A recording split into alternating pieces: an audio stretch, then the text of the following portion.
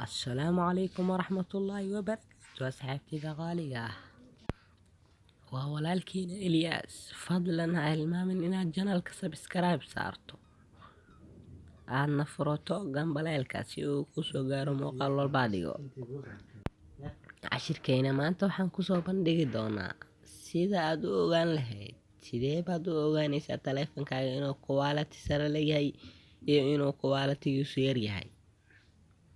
cashirkaas ayaan maanta dhigi doonaa cashiro badanna waan soo dhigi doonaa janaalka. haddaan si gudagalno cashirka maanta, waxaa ku dhufanaysaa foonka meesha dadka laga waco,